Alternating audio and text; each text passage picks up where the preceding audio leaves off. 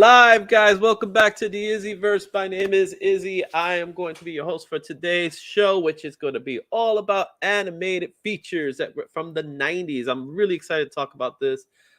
Something I really wanted to talk about, especially with the anniversary of the Batman animated series that just made 30 years, and I remember when that came out. So before we get started, you know how it starts. We're going to talk about the little plugs that are going on, starting with Izzy Fest. It's happening, guys. It's a free prize every day for the week of Izzy Fest starting September 18th. I have loads of stuff to give away, so I'm excited to give it away. All you have to do is sign and subscribe, leave a comment, do what you can. There's an IG version, there is a Twitter version, and of course the YouTube version. And we're trying to build subscribers, so help me build subscribers through all three platforms. That's going to be big ones. I have a lot of comic books to give away. I have some anime figures, and I might get some more stuff to come. Also, I have my affiliate groups, including BCW. That's your place where you can get comic book supplies for 10% by using the promo code IzzyVerse. Also, if you want to get some comic books and you can't find a comic book shop, go to comicexposure.com and you get 15% off with the promo code IzzyVerse. So go check that one out. And you know what? I'm excited to announce as well that I am now part of the Whatnot community.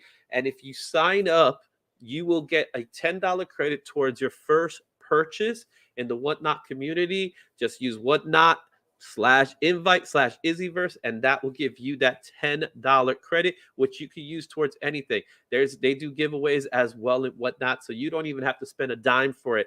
So go do that. Go check that out. It's going to be Whatnot, and I will have a Whatnot show coming up very soon, which I'm going to announce later on.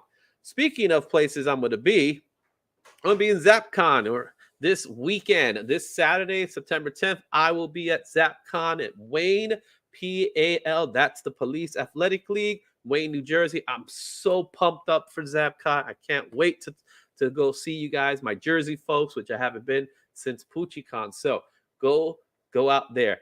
And now it's time to talk a little bit about our animated features from the 90s that came out on animated shows. And who else could I bring but a good friend of the channel who's you know him from the Star Wars panel. You know him from other things. He has his own show in Get in Tune, Michael Grassia. What's up, Michael? Not much. How you doing? I'm doing, man. You know how things are, man.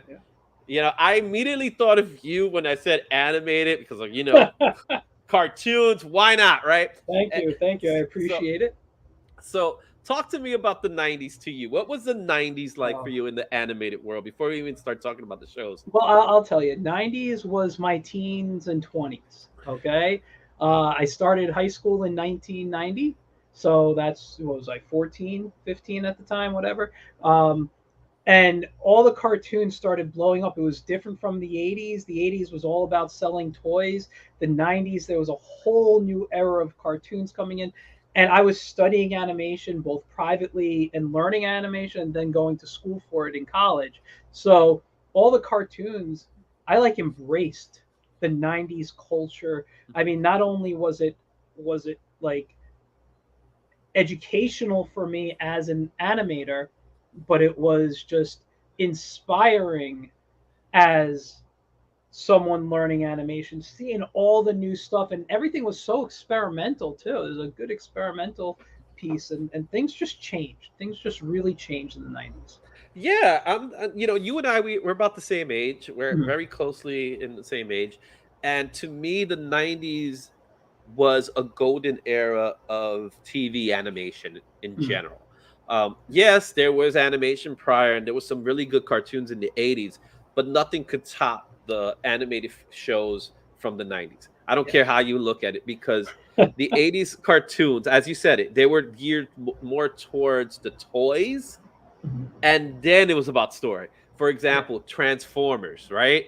We could talk about one day we'll talk about this because I really want to talk about Transformers because you bring me on especially for the original movie 1986, 10 years old, crying when Prime dies. Fight me. That is the greatest Transformers movie ever. I can't fight you. At some days I think it is the best animated movie ever. There are days where I'll be like, no, nothing tops this. Like I'll be watching it, and that scene where Megatron turns into Galvatron, Unicron, and you see Yeah. the break. No computers, all Yeah, hand. it's You know, all it's awesome. But that's for a different time, right? But absolutely. we definitely want to talk about. But when the '90s rolled in, it was just a renaissance of animated shows that came, and they were Yes, just layered on top of layered on top of layer, exactly. right? Where we've seen many of these shows, we've seen their previous incarnations, but they were Mhm. nowhere near what the '90s did, Yeah. right? So let's start off right at the top, right at the very top with Batman the Animated Series. So if Now you guys are watching, let me know what you think about Batman the Animated Series, because that is the creme of the creme. That's what I'm gonna say, man. okay, I will say it is probably one of the best cartoons that came out of the 90s. It's not my favorite, but it's up there. It's up there. It's in my top 10. But this is the show that changed storytelling in like comic adventure style cartoons of the 90s. We got a much darker tone to the comics. I was about to say that, Fred, on Leather Wings. Now, you guys know the anniversary of it was this past week, September 5th, Mhm. 1992. It came out. It's 30 years old. On Leather Wings was the very first episode. It was the first episode, and And it was on prime time. yes, It was on prime time yes, too. I remember watching that. I loved it. The style, I fell in love with that style that second. Now, I didn't know this at the time, but I realized later on as I studied, animation and stuff, why I liked it so much. Because Bruce Timm, who was the main, designer on that show, um, at least in the beginning, he looked at the old Fleischer Superman cartoons and Mhm. he looked at Alex Toth's designs of his Hanna-Barbera superheroes like Space Ghost and Birdman, all those guys, and he simplified this anatomy.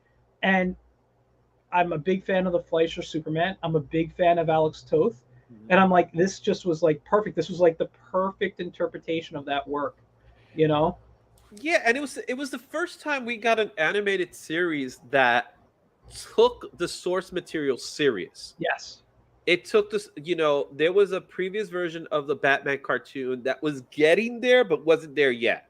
It was still very hokey, cheesy and stuff like, but it had some elements, right? They did the Scarecrow story where they did the origin of Bruce Wayne in that Yes, version. I was gonna say in the Superpowers Galactic Guardians, Mhm. that episode was actually supposed to introduce a spin-off to Batman, Mhm.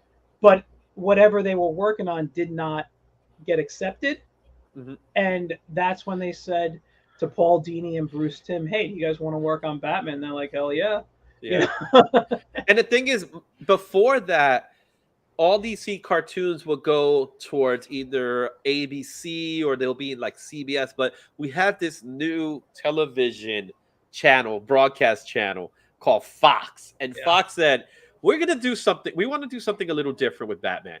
And that's where we get Bruce Timm involvement, Paul Dini, Alan Burnett, Mm. the Trinity, I'll Yeah. call them, right? Yeah. Yeah. Exactly. Of the Batman universe, this particular universe that came up, because this particular show spawned so much to follow, right? It just continued, and it was like a domino effect of great animated shows that Yes. even to this day we still feel it. Like I could Mm. go watch that show all the time. Every Christmas, I watch Christmas with the Joker. That is my Christmas But cartoon that I watch every Christmas, guys.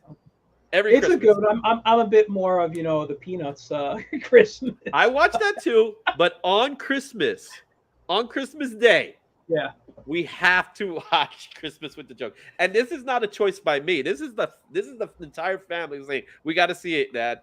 It's that's it's fantastic though. it, That's because it's that great of a show. And yeah. what was so great about this, again, let's talk a little bit about the voice acting, right? We got Mhm. two of the greatest that to this day they're still doing those voices, and that's Kevin Conroy's Batman, Yes, and of course, who could forget Mark Hamill on Joker? But yes, there was so many other people that were involved in the animated show. Yes. Mhm. Actually, one of my favorite voice actors. Well, I won't say my favorite voice actor, but one of my favorite actors from that show was Richard Mall, who's best known as Bull on Night Court, but he was Two Face. He was Harvey Mhm. Dent Two Face on there, and I thought he did a fantastic job. Mhm. Yeah, and let's not forget this also gave love to the past with the episode of the Great Ghost, and the Great Hmm. Ghost had none other than Adam West playing the Great Ghost, Yeah. in such a great episode. It wasn't making fun of it; it was serious, and it was nice to hear Adam West do something that just wasn't cheesy or campy in that way. Yes. Hmm. Yeah. Yeah. So let's see what Freddie Gago. I always call him Gago. Right? Yeah, it really was like watching it. Yeah. Well, And that goes to how they decided to record this. mhm, It wasn't one of those where people, you know, most modern recordings, even at that time, people weren't together in a room. They brought mhm, the actors together, so they were playing off each other, as opposed to one person just in a sound booth record your voice and walk away, and then bring someone else to listen to it. They were really playing off each other. yeah, I agree. And then the movie was fantastic. We also had reinventions of characters like Mr. Freeze, one of the greatest Heart of Ice, man. Art of Ice, man, one of the great Emmy Award winning Art Yeah. of Ice. And Mark Hamill's first voice in the Batman series Hmm. before he was even cast as the Joker. Hmm. He just wanted to do it. They called him up, said, "Do you want to be part?" He said, "Yeah," and they made him. He made him the Mr. Freeze's boss. I forget the character's name now. Yeah, but wasn't Mark Hamill wasn't the first choice for Joker though. No, it It was was Tim Curry. yes, it was Tim Curry, and I forgot why they turned him away. Throat can he was Oh, developing that's the when he was developing the throat cancer. He would have yeah. been great. In the '80s there was a great cartoon called Peter Pan and the Pirates, and Mhm. he was Captain Hook in that. Yeah. And it's one of my Oh yeah, I favorite. remember that. It is one of my favorite interpretations of Peter Pan. I'm a big Peter Pan fan, but it was Tim Curry who made that cartoon. That's true. And I remember watching that that's one of those cartoons, underrated cartoons that a lot of people don't talk about to this day. Hey Yeah. Jimmy Lee.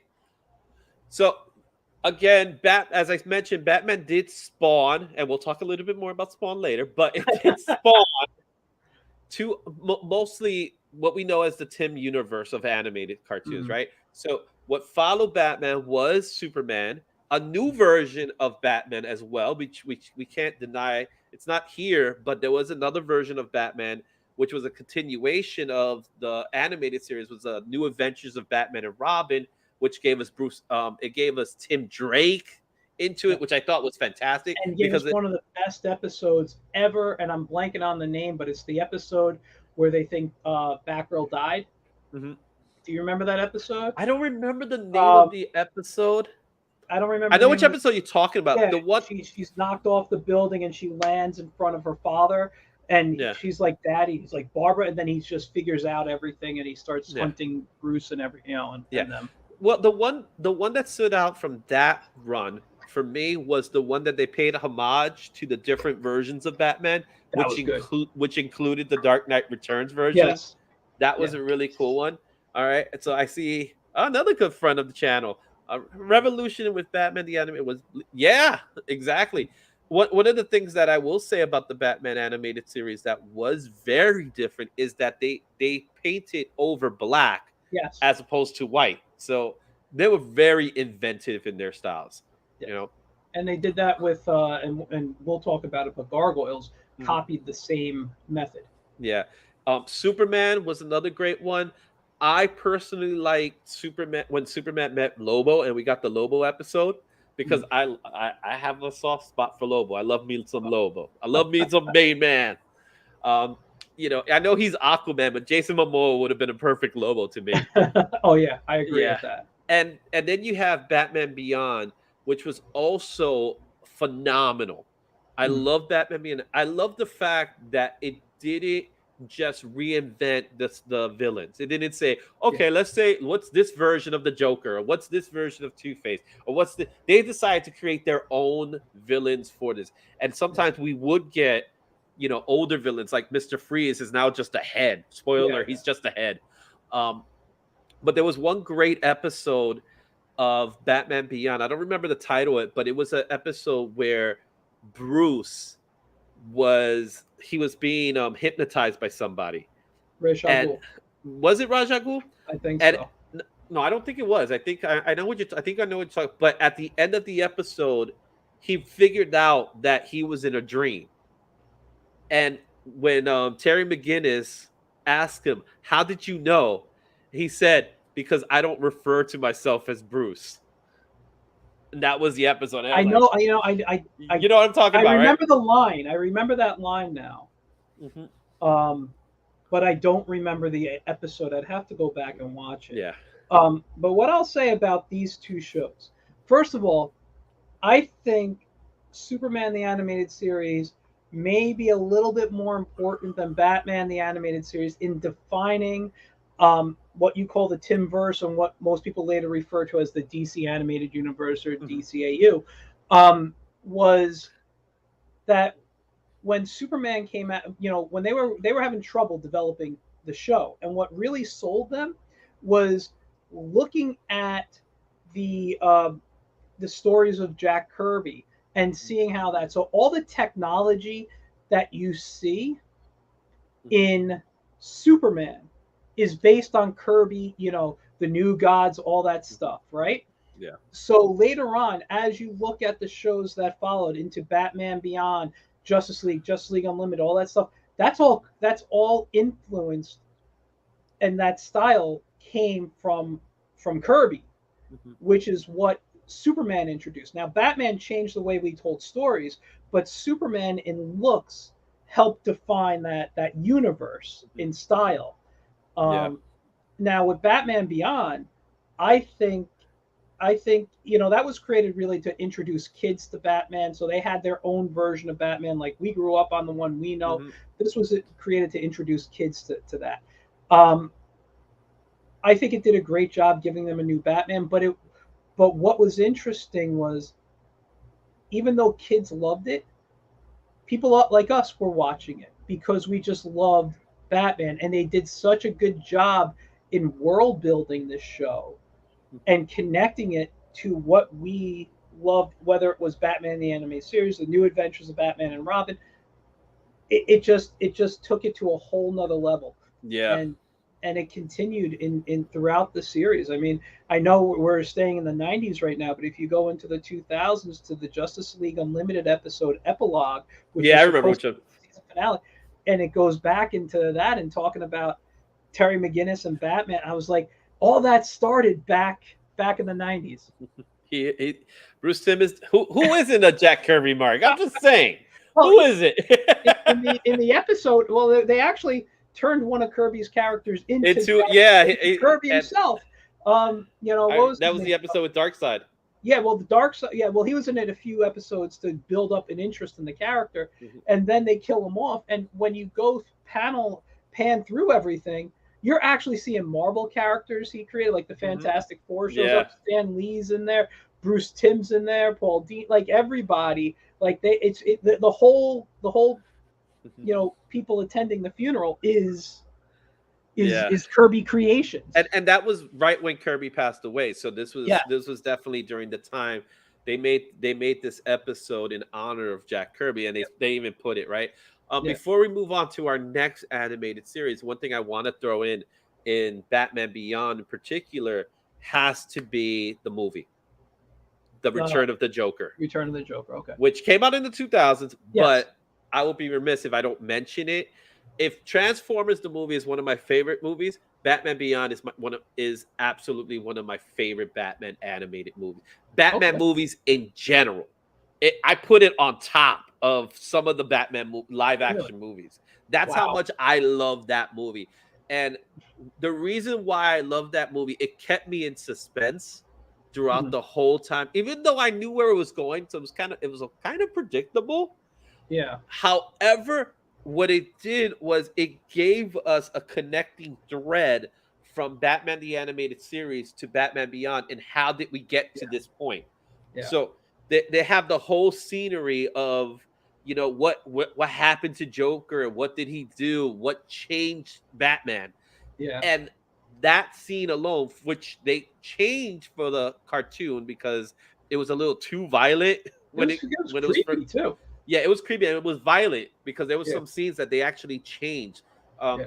Luckily I got the original cut, so I'm happy for that. I got my copy too. But it's such a good movie. I love that movie. That's another movie I could watch all the time. I will say this, speaking of just Batman animated movies, I think the greatest Batman animated movie, or just movie in general, is Mask of the Phantasm. I think Yeah. that I think you can put it up to any live action and it's better than any live action. Hmm. I Yeah, feel that way about that. and that's how good the Batman animated series are. Yes. So speaking, okay, so we've been giving DC some love. It's time to go move to Marvel because Batman, again, I call it the pinnacle, right? It is the pinnacle of animated superhero shows. But you know what? Who's fighting them? Got to be my merry mutants, right? The mutants. Yeah. Whoo! This has story, right? The mutants didn't originally come out like this. So let's take this time before we even talk about X-Men the animated series, before we even talk about that wonderful theme song that's my ringtone. Let's talk about the pride of the X-Men. All right, Michael, you ready? Yeah, You you ready to know talk how a I little feel about the about pride this. of? Let's talk about the pride of the X-Men. Before we got started with the show, Michael revealed something to me about the pride of the X-Men. And I'm going to ask him now to share what he revealed to me. I preferred. Now, I didn't hate the X Men cartoon that was on here, but I actually preferred the look of Pride of the X Men better. Now the '90s, this cartoon very much was Jim Lee, but the '90s, I mean, Pride of the X Men was very much the had the '80s style, and it had a team that made sense to me. I would it was the worst writing, but it wasn't the best. But the studio that put it together, man, just great. And honestly, I think I like the theme song. I love the theme song to Pride of the Was X. it like X-Men, X-Men, Yes, something like save the that? day, saving the day, X Men coming your way. Yeah, I love that, dude. No, but it listen, would it have had a long lasting series? No. Would it also have kept up that art style? No, that was too expensive. For a pilot, it was great, but and you know what? It introduced us to the team of the X Men of the '80s. Mm-hmm. And one of the things, and just going into this now, like when you watch this cartoon, it was the lineup that was popular in the comic going on in the '90s. I didn't have anything against it. I read it in the '90s. I liked the '90s, but a lot of stories obviously Chris Claremont created and Mm-hmm. wrote, but that wasn't the team. So adjusting stuff, and this isn't me being a geek or a fanboy or anything. This is Yeah. me being like, well, there was a reason for that character to be part of that story, and it's like Yeah. now they're not there. Like Colossus is one of my favorite characters. He is one of my favorites. I do love, and he was essential in the 80s. Yes, in the He, '90s he wasn't used, and I didn't like the way they handled him in the cartoon. Mhm. Um, I also love Angel, but they didn't make him part of the original team. I would have liked to have at least had him part of the history. They had no clue who he was when he showed up. But I will say one of my favorite all-time episodes of this is with Nightcrawler. Mhm. You know, Yeah, it's true. yeah, One thing I will say about Pride of the X-Men before I start talking about X-Men yeah, 92 is that what I remember from Pride of the X-Men was how difficult it was to actually see it, because yes, it will come out, and we'll talk about Marvel Action Hour, which was Marvel Action Universe in the 80s. So it was created in 89. It was a pilot episode, and it will pop up every so often. And since it was only one episode, it wasn't like you were gonna get it over and over. So it was you had to like you had to be in the know. It was kind of like the variant of cartoons, right? Yeah, Where it's like it's coming out this week. We got to make yeah, sure we watch it, right? yeah, And yeah. it for a very long time it was like Disney with the vault. You just didn't see it, right? Exactly. It would Yes. pop up on occasions, and then when it finally made it to video is when I got it. Mhm. And Michael, I still have my copy of the video. I Uh, have my VHS Pride of the X-Men. I got rid of that by now. I got rid of all my No, it's when there. I have listen. it. If I didn't live in the as small of a place that I live in, I wouldn't have gotten rid of 30 boxes of comics, all my all my CDs. I have 500 plus DVDs in my closet, but Oh yeah, yeah, I'm a DVD guy, man. I like having my physical media, but yeah. I have that. Out of my videotapes. I Mm. only have maybe 3 videotapes, and one of them is Pride of X-Men. What does Jimmy? Wait, show up on TV? Yeah, it would show up out of nowhere, and it was like Yeah, winning the cartoon lottery. yeah, yeah. It really was, and it's like that now. It's impossible to find it, right?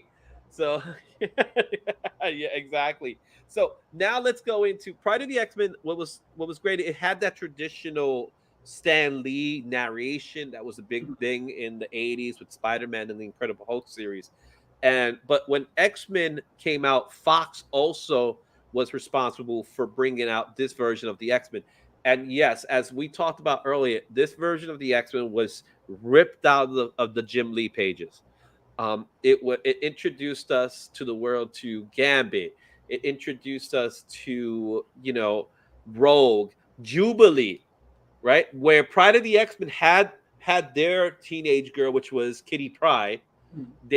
They decided to go with Jubilee this time, which I'm happy, as you know, my daughter's name is Jubilee. So Yeah. you know that how I feel. But I know a lot of people that were huge Kitty Pryde fans, and Kitty Pryde was the teenage girl of the '80s. Yeah. Jubilee was the teenage girl of the '90s, right? Yes. Oh, one more thing about Pride, and then I gotta move on. Wolverine was Australian. I don't Yeah, get it. I didn't like the voice acting for that. I don't know why they. They made it to an Australian. Yeah, I didn't like that. But if you haven't, I'm sure you could probably pick it up, watch it in YouTube somewhere. You'll Yeah, watch it. If you guys have not seen Pride of the X-Men, go see it. I'm telling you, you're in for a treat with that one. but the theme Um, song is fantastic, guys. yes, but we got another theme song that's fantastic, man. Yeah. Come on. Come on, man. It's like so we're getting ready to watch the 97 new animated series that's going to pop up, right? So I've been watching as a Canadian, I find that offensive. Right? Uh, so train of thought looks lost there. Um so as we're getting ready, we've been watching a lot of the episodes. So we just finished watching the Dark Phoenix saga. We just Mhm. wrapped it up. And I have to say, after the Dark Phoenix saga, that's when it kind of like started getting a little. Well, It I was believe going that bad. I think that's when they changed studios after They that changed season, studios. and There was this whole problem with the order of the series. It mhm. wasn't because the series was chronological. It was Yeah, a chronological series. yeah, yeah. It was serialized, so it wasn't like this episode here, and you had to go by a certain order. Um, but what was great about it was the characterizations. Just like Batman, these characters were 3 dimensional. They weren't a team in a traditional sense. They fought with each other, especially Wolverine and Cyclops, Oh, absolutely. right? And that was great. The only one that was a little over the top, I think, was Storm Yeah. a Mhm. bit, but she was cool. But I love Gambit. Gambit was one of my favorites. I love any And story that had to deal with Rogue was fantastic. and I will say this: Gambit was only what 4 or 5 years old when this cartoon came out. He Yeah, came out in 1999 in the comics. yeah, I he mean was hugely 1990 in the popular comics. though. Yeah, he was. But Yeah, 1990 he came out. yeah, So hugely popular. yeah, Hugely popular. Everybody yeah, loved Gambit, man. yeah, Gambit easily became the second favorite X-Men next to Wolverine yeah. at that time. So it was like Wolverine, Gambit. But I love what they did with Beast. And then when we had the different stories, when they'll introduce other characters like Cable, when Cable showed up, that was a big deal. Yeah. You know, Bishop was another. The way they did Days of Future Past was fantastic, Yeah. right? And the Savage Land. They gave us Mister Sinister. They gave us so much, and of course the friendship, the friendship and enemy of Xavier and Magneto was fantastic because it wasn't like these two always fought. They were friends, and they built it as a friendship Yeah. that went their separate ways because their Yeah. ideologies were different. Yeah. So I'm really happy. I love this cartoon. Animation wise, I will say it wasn't as good. You know what I mean? There were some moments that was like, They had some choppiness to it. yeah, they had It some choppiness. I'll tell. In my opinion, this is why, because I noticed this when it originally aired as well. I think it's because they were really trying to capture a comic book look, and having having the feel of a comic and transferring it to animation. Things need to be toned down, especially when they moved to the other studio. They got a lot more heavy blacks like the comics Yeah. had. It just wasn't flowing as I mean the designs were great, but I think for the animation at that time it wasn't as it could have been better. Yeah, the last season was really a train wreck. Oh my They god. it was so bad. Yeah. They did this one episode with Jubilee, and she's like the Wizard of Oz and stuff like that. Well, that Ooh, that actually came from I think that was a Kitty Pryde story if I remember correctly. possibly.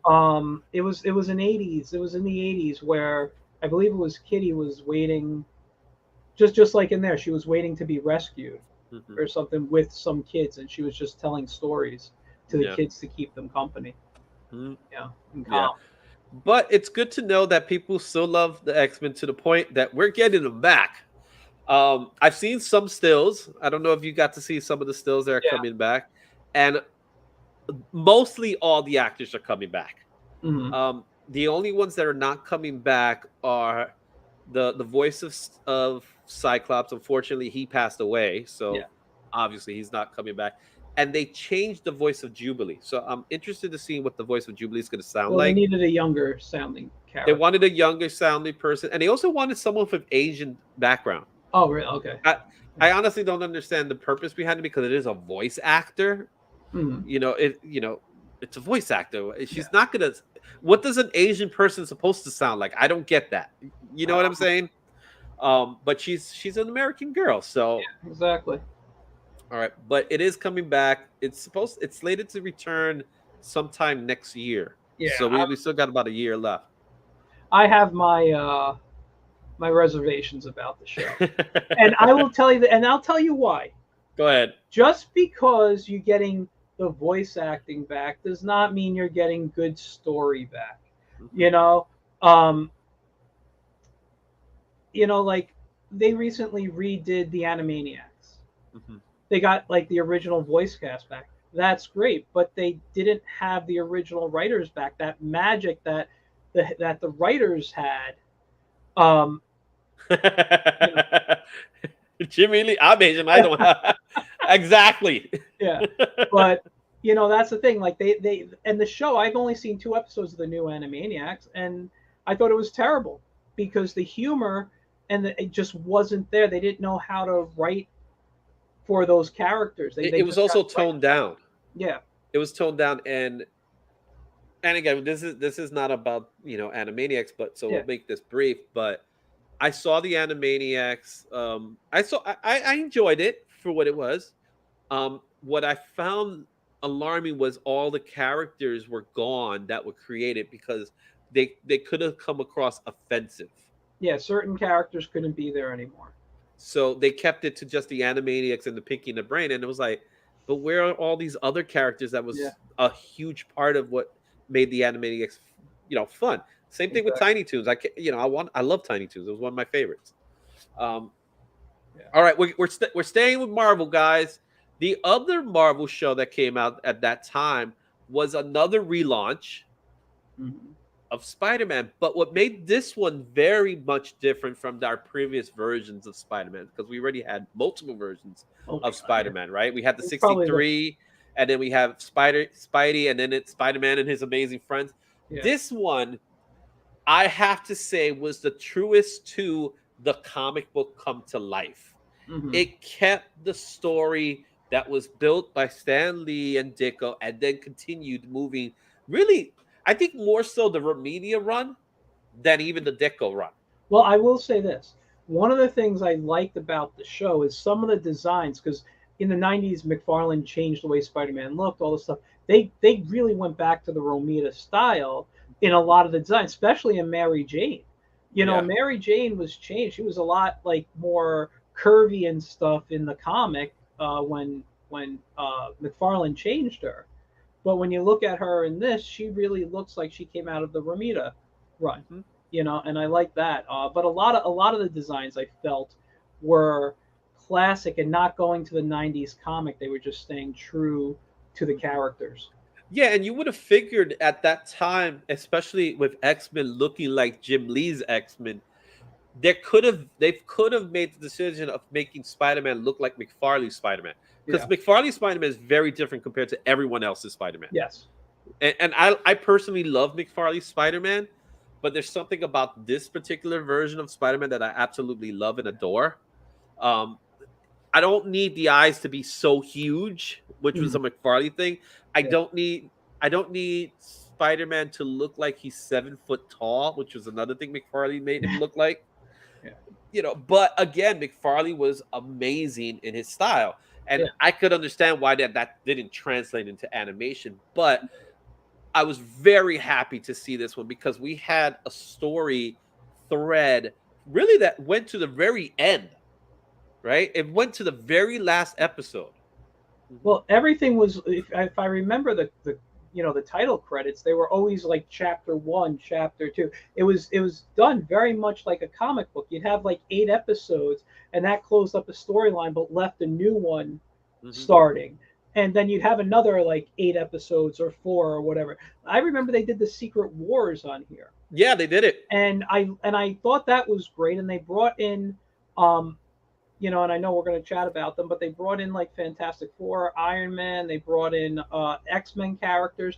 What Mhm. I um, Mhm. the only thing I didn't like about the Secret Wars story is the way they drew the Thing, and I don't know if that was they had to change his design, Yeah. but I thought the way his character looked, I didn't like. I see. But what they did with the Secret Wars Mhm. um, was that they brought all the actors that were Yeah. playing their characters in the other animated series Yes. that were out there, right? So we talked about X-Men. There was a fantastic Spider-Man episode where he goes see the X-Men. It wasn't part of Secret Wars, even though we do Yeah. get it later on. Yeah. But he goes sees the X-Men because he's thinking about this mutation and how to get rid of it, because it was also part of a story arc that was spanning through multiple episodes. Yeah. And in this episode, he heard about Professor X. Now he's thinking to himself that what he has is a mutation in, I guess, in the Marvel Universe way, right? Mhm. But what's going on with him really is that he's turning more into a spider Yeah. that he needs to stop it. So he wants to go to Professor X to help stop it. And it was a great line where Wolverine comes up to him and says, mutants, you shouldn't be afraid. It's like, I don't want this. I didn't ask for this, and didn't need it we. But in his case, he was bit by a spider, so they immediately knew he wasn't a mutant. It was Yeah. very obvious to them that he wasn't a mutant, and it was Beast that befriended him in this series, Mhm. and which was a really good. It was a touching series, and that was one of the things that made this cartoon really great. The fact that it was heartwarming, the fact that he would talk to himself, and we would hear him talking to himself. So the word balloons idea, they made it work here, Yeah. you know. And the Venom story, I love the Venom story. How we I like the change. I did yeah. like how they changed that. Yeah, the progression in the Venom story was great too. Mhm. Where it wasn't, we didn't, he just didn't become Venom. Yeah. We saw him as Eddie Brock right from the beginning. He didn't become that until much later. I don't know about that one. Not enough Clone Wars. I think they just did enough. The Clone Saga is... but again, another great series. And yes, Mark Hamill was also part of this one, and Yep. he was the voice of the Hobgoblin, which I loved. And it was funny that we got the Hobgoblin before we got the Green Goblin. But Yes, I thought that was interesting too. yeah, but it was really good. I really did enjoy it. So there's Spider-Man. Now Ah, let's go with I guess you could say a little different. the greatest cartoon of all. No, it's up there as one of my favorite, and I'll tell you a couple of reasons why. Number one, without this show, there'd be no Plunger Pup. All Mhm. right, I created Plunger Pup in around '92, and it was because I was sick and I was home watching this show, and I can tell you that story another time. But um, what was great about this show? They okay, well, We're talking about Darkwing Duck here before, yeah, if anybody's wondering what this is. Darkwing Duck. Now, he's obviously loosely based on Batman and Zorro. Zorro more for the hat and The stuff, but Shadow. the Shadow is also part of it. But Batman with being in the Shadow, well, the Shadow is in the Shadow. Actually, listen, Batman was based off Zorro. He was based off the Shadow. He was based off Doc Savage. We can go into all these pulp heroes that Batman was based off of. But when you see Batman, him hiding in the shadows, the smoke screen, the Mhm. mystery behind him, that really was supposed to be like the pulp characters. And Batman is a pulp character as well. Um, Zorro, because of the hat and all that, he really took on this persona. But Batman, he also had the gadgets Batman had, grappling guns and things like that. Yeah. Um, Now, first of all, I've always loved Disney. I love animal based, characters and parodies and things. And this show really parodied the comic world very nicely while Mhm. giving us interesting characters. Now, Launchpad we know from Ducktales, and just so you guys know, the creator Tad Stone has said this is in an alternate universe. This is Yeah. not part of the Ducktales universe. This is separate. So, was Launchpad part of Scrooge's, life? Yes. But in this universe, he left and went to St. Canard and eventually, became the sidekick to Darkwing. And there's Goslin, his adopted daughter, and I believe his name was Honker. Mhm. Um, and he was Goslin's best friend and Launchpad's like sidekick. Yeah. Um, Now this show brought I don't know how to say this, man, but it brought a lot of something different. It brought the mystery and actually really good storytelling in a It did. humorous fashion. I mean, when you watch the first, I guess it's 5 episodes, which is the introduction to how Disney would do that. They would do a 5 part, for a week, and and it's the story of how him and Goslin and everybody start teaming up. But the story of how Goslin loses her grandfather and how Darkwing has to take very moving stuff in Mhm. a kids cartoon. Yeah. Um, I mean, it was just insane. And if you watch the whole series, you'll know there was a guest appearance of Gizmo Duck in 2 episodes. Yeah, there was. Yes, Gizmo when he came out. I really liked that character. He looked amazing when he came out of Ducktales.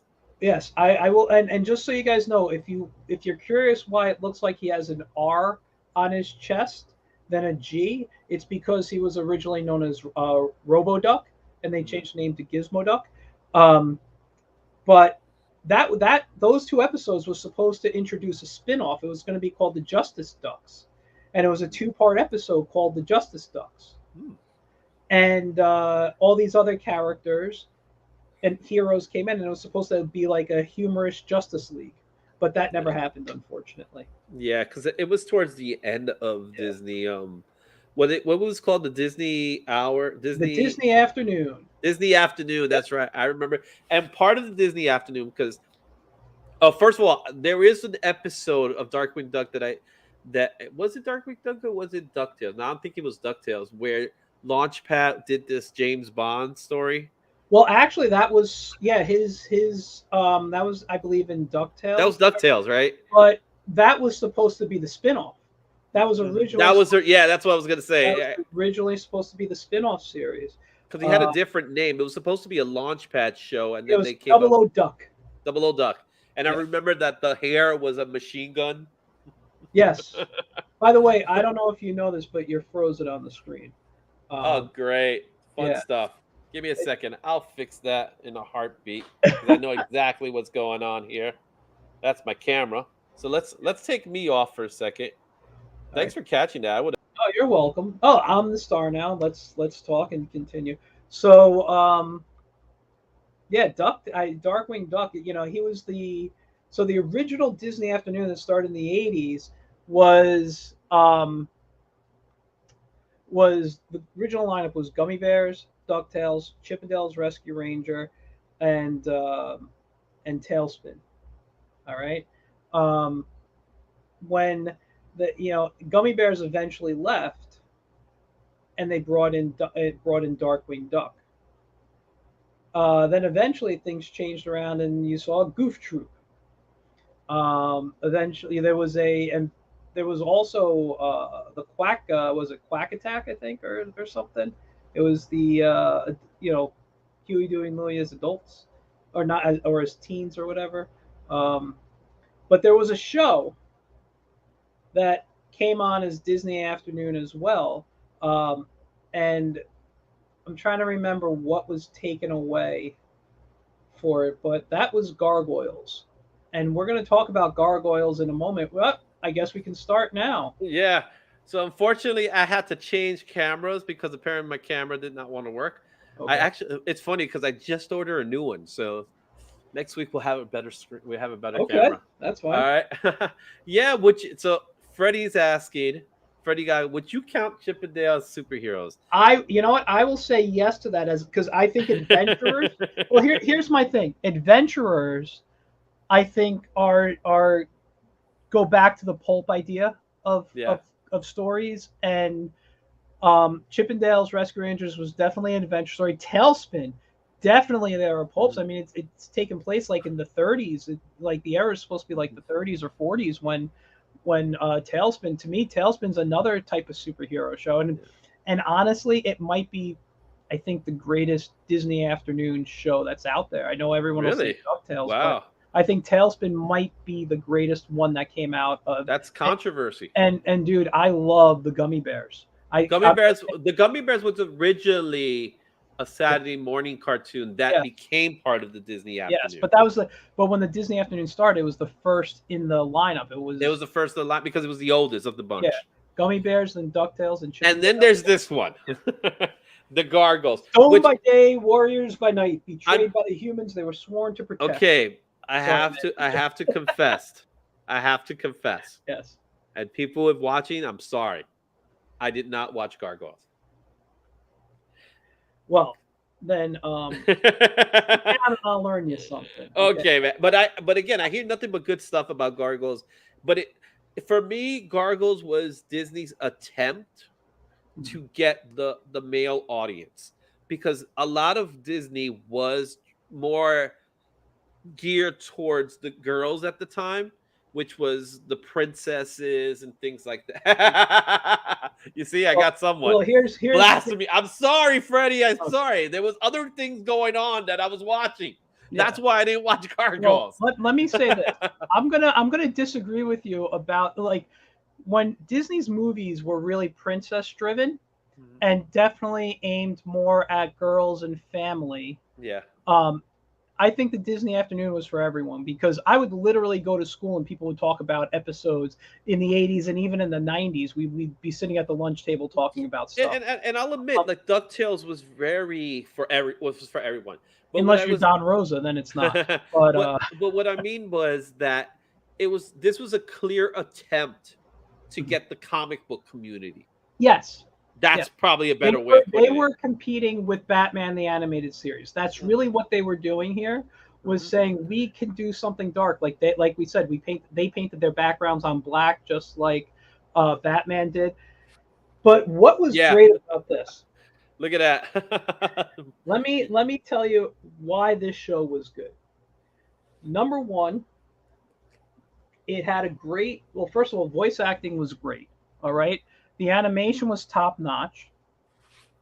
the stories it had. You were talking about how the Spider-Man had a cohesive story. This, I think, was even tighter than Batman. Yeah. I mean than Spider-Man. This one here, I mean, and and and by the way, if you guys, it got a lot of people into mythology, into Hmm. Shakespeare. Just the names of the character alone came from Shakespeare plays, and it just brought this interesting look of of well, what would be Celtic mythology into these stories, and into the, more of the, what's the word I'm looking for, more into the brains of the ordinary people who wouldn't know this. And I know people who Hmm. got to who got interested in learning about Shakespeare just because they love the character Macbeth in here, you know. Yeah.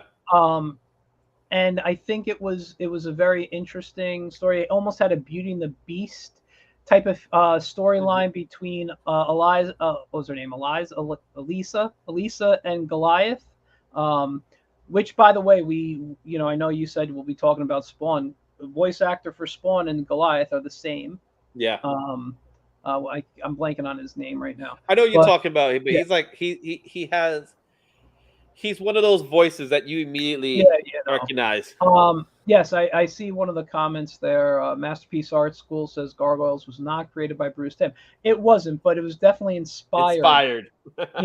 You could see. I could look at this, and it's almost like the Disney almost like Disney created, in a Batman-esque style. You could see it in It's how Elisa's standing, mhm. right there.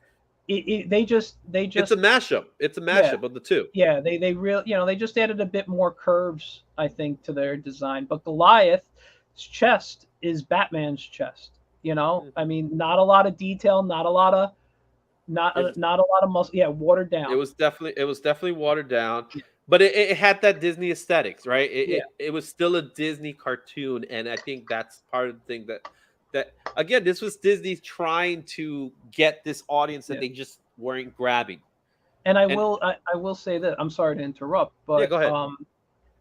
but this show, even though fantastic, I just was rewatching it a few months ago when I was home recovering from surgery, and although I enjoy it, it's not as good as Batman the Animated Series. Oh no, I would, if I I had agree. those two to compete, I would change the channel to Batman.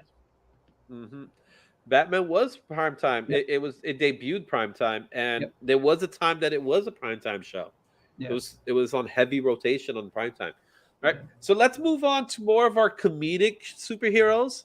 Hmm. So we'll talk more about two of them.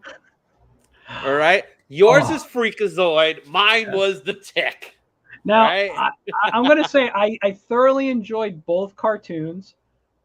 Both inspired a lot of what I did creatively,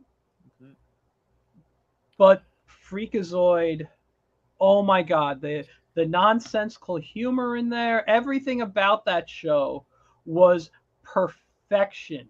The jokes, I mean, that's really all it was just jokes on the superhero It was a genre. parody show, Yeah, right? it was a parody show But so basically. was Tick.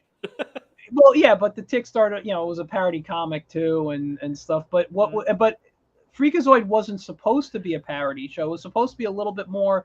Um, I don't want to say darker, but it was supposed to Oh, have it more was dark. Batman. It had some dark humor. Yeah, It no, definitely it had. did. Oh, the humor definitely dark in there in a lot of the places. But what I'm saying is, it was supposed to be more like a Batman show with with like uh Superman powers, but humorous.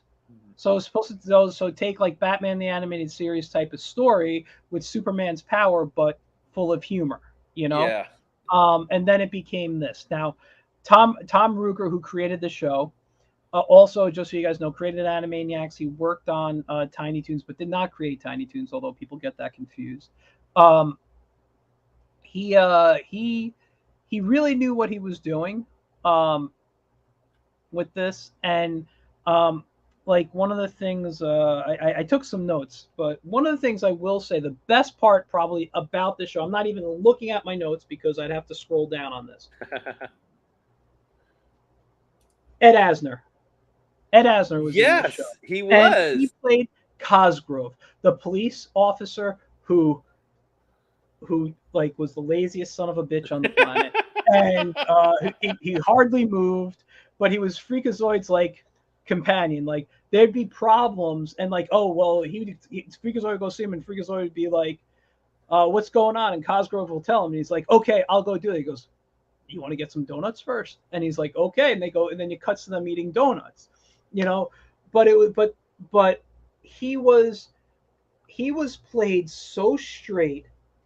Like Ed Asner's notes, I remember reading this somewhere. It said for him not to act, just read the lines straight. Well, Ed Asner was a voice actor because he was also he had one of the best roles in Superman. Yes. If you remember, he was the voice of Granny Goodman. Oh yeah, fantastic. Imagine going into that was like, we want you to play a voice of a little old lady who's evil. Yeah, exactly. No, he's one of my favorite voice actors. I'll watch Up just because of him. Yeah. But I will say there is one thing, and they may have. Everyone says they hinted at his character being gay, although we don't know. We just think it's a dumb one-off funny line. Freakazoid once asked Cosgrove, "Why aren't you married? Why didn't you ever get married?" And Cosgrove said, "Because I like meat too much." And that was just played it straight. So people read into that the character was gay, but well, he was just more. I would say Freakazoid was kind of a bit of a precursor of Deadpool in a way, very Deadpool-like in his style. You know who he really reminded me of? I feel like he was the Creeper, from Batman. Yes, definitely. He was definitely like influenced highly by the Creeper, wanting to be this guy just jokes, mm-hmm. There's a running joke in this series. Every time he has to fly, he puts his arms up, goes shh, and just runs around. I mean, it's like this kid, like it's basically, it's almost like Captain Marvel in a way, the Shazam Captain Marvel, where a little kid has become this character, although he was a teenager. Yeah. He becomes this character, and this character just is insane. He's a child, really, mentally, almost like the Hulk, the original Hulk style, Yeah, I agree. Yeah. So moving from Freakazoid, let's go with the Tick, and here's something that Kristen, that's actually Kristen, in case you want to know. I know. Masterpiece Art School. He read the Tick comics, but never seen the show. Did it follow the comic closely? I have to say yes. The Tick was, to me, one of the funniest cartoons I would watch. Yeah. It was a Saturday morning cartoon, so it was on Saturdays, and it eventually did make it to syndication when it did come out back in '94. It ran for 3 years, so it had a good run. What I loved about the Tick was, first of all, it was a parody of comics in general, right? Yes. The Tick was an invincible character who was just a straight idiot. He was a straight idiot. His sidekick was Arthur, who, in all fairness, had no powers. He was just a moth. He dressed up as a moth. He worked as a moth. American Made, first of all, was a great character. The Fledermaus, which was a chauvinistic Batman, right? That was the idea of the Fledermaus. And I love the villain, Chairface Chippendale. That was his name. And obviously, if you look at the image, his head was a chair. Yes. That's how it was, right? But what I loved about him is how he always had a diabolical plan that was just stupid. You know what I mean? Like, his diabolical plan was to write his name on the moon. Yes. That was the diabolical plan of Chairface Chippendale. And what was great is that the show never took itself serious. It was always a joke. The Tick was like a big adult kid.